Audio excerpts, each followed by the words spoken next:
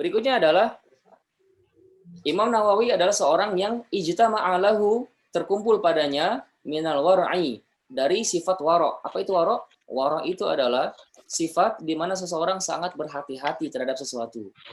Yang syubhat, yang nggak jelas, dia tinggalkan. Udah, apalagi yang memang haram ditinggalkan.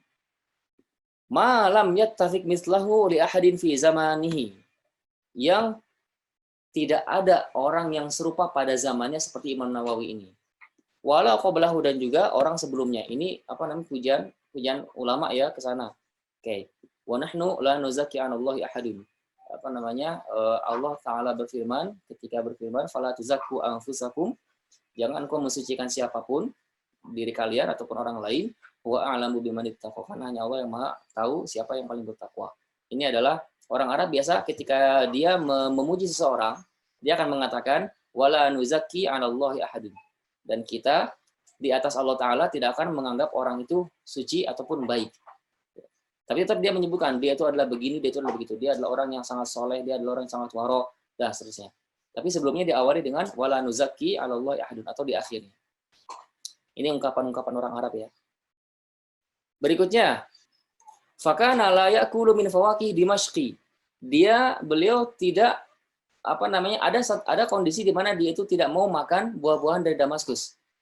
Kenapa? Karena di kebun-kebunnya itu banyak syubhatnya.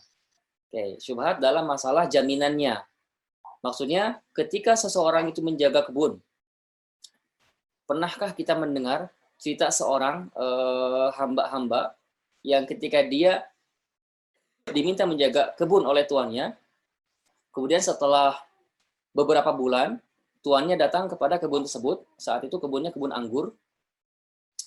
Ini ada di dalam kitab yang ditulis oleh Mahmud Al-Masri, Sa'atan-Sa'atan, yang judulnya itu adalah semua ada saatnya, gitu. Semua indah pada saatnya. Hamba tersebut itu bekerja di sebuah kebun. Namanya juga bekerja kan, menjaga saja kan. Kemudian setelah beberapa bulan, sang pemilik datang dan meminta kepada sang penjaga tersebut untuk ambilkan anggur untukku. Kemudian dia pun mengambil anggur yang pertama, dicobain, hasem. Hasem, apa hasem? Asin, bukan asin sih. Asem, ya kan? Asem. Akhirnya ini anggurnya asem nih, cari yang lain dong, yang manis. Akhirnya diambilkan yang kedua kalinya. Dicobain, asem lagi. Ini asem lagi nih, kamu gimana sih? Carikan yang manis buat saya. Akhirnya dicoba lagi, dicari lagi, yang ini tuan. Dicobain asam lagi. Kamu berapa bulan kerja di sini? Sekian bulan. Kamu masih sudah sekian bulan bekerja di sini, tapi masih belum bisa membedakan antara mana yang manis dan yang asam, katanya. Iya, tentu saja tuan, aku tidak bisa membedakannya, karena amanat aku di sini hanyalah untuk menjaga dan bukan untuk mencicipi. Mantap. Ya, nanti di akhir kisahnya adalah si tuan tersebut, orang-orang terkaya, salah satu orang terkaya di tempat tersebut, dia punya anak yang bingung dia mau dinikahinya sama siapa. Kenapa? Karena pejabat ini datang ditolak. Orang kaya ini datang ditolak. Semua orang ketika datang sebenarnya ditolak. Tapi entah kenapa pas dia ke kebun tadi ketemu si orang tadi, pekerja tadi, langsung jatuh cinta dia. Namanya siapa? Insya Allah nanti kita lihat lagi namanya siapa. Yang jelas kita pelajari hikmahnya. Beliau Imam Nawawi tidak memakan dari buah-buahan Damaskus, karena di dalam kebun-kebunnya itu ada yang masih belum jelas tentang jaminannya ini boleh dimakan atau enggak. Nah, ini ngeri lagi nih, yang membedakan level beliau dengan kita semua.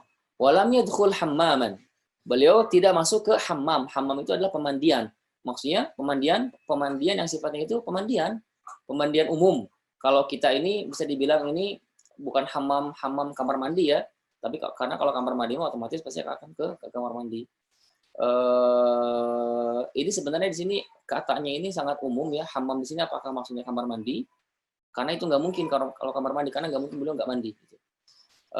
Ataukah hammam di sana itu adalah hammam, kalau istilah orang Arab itu pemandian air panas. Pemandian yang membuat, kenapa air panas? Karena pemandian di situ, hammam itu ada aroma, ada relaksasi. Artinya orang yang sangat menjaga, jangan sampai beliau hidupnya di dunia itu terlena. Oke. Dan itulah salah satu itulah jalan orang-orang zuhud memang seperti itu.